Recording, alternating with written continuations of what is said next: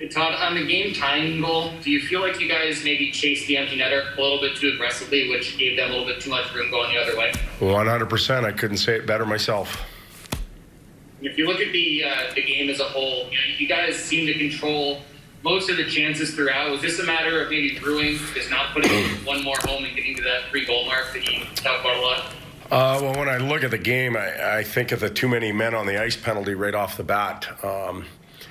The line that took the penalty hadn't even been on the ice yet, and that's unacceptable. You got to know who you're going for and when to go. So we've had a couple of those early in the year, and it hurt us.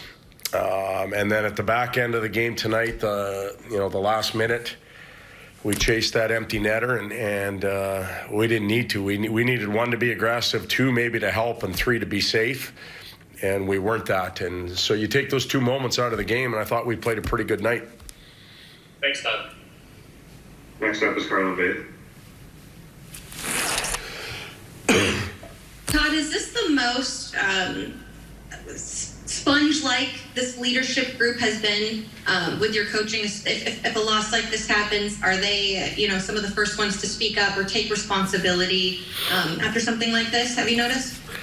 Our team as a whole, it doesn't have to be the 5 senior veterans. Our team as a whole is fairly responsible. They're accepting of responsibility and not necessarily consequences. I guess that's a bad word, but they understand the game. They understand the mistakes. They're open to repairing them. It's not a hard group to coach.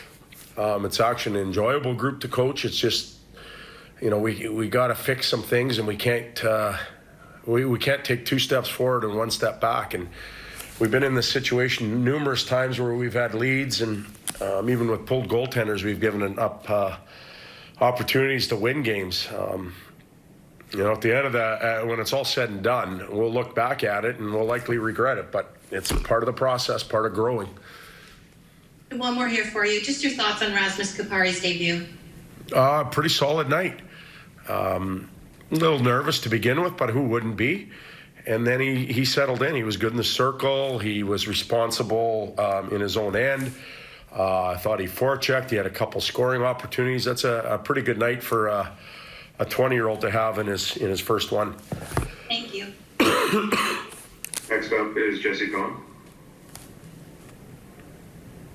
Hey, Todd, just following up on Carlin's question there, you referenced Kupari's success in the face-off. Thought he blocks a big shot late in the game.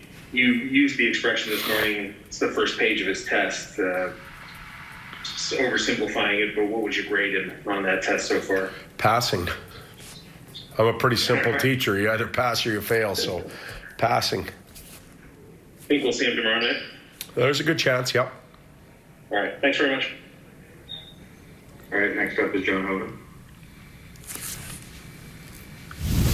The only real changes in the lineup tonight came within that bottom 6, not only with Kupari, but Luff being in the lineup and just reconfiguring those 2 lines. Did you like what you saw from your bottom 6 tonight? Well, I didn't like the fact that we took too many men on the ice penalty with our third line. That's very irresponsible, and it certainly cost us. So there's not a passing grade in that situation, but I thought that they found ways to contribute throughout the night. They played in the offensive zone. They didn't give up many chances. Some of them were relied on to penalty kill. Others played in the power play in certain situations. So, for the most part, again, we take out I don't want to call it minute 1 because it wasn't, maybe minute 3 and minute 59, and you're leaving the rink fairly happy with the group as a whole.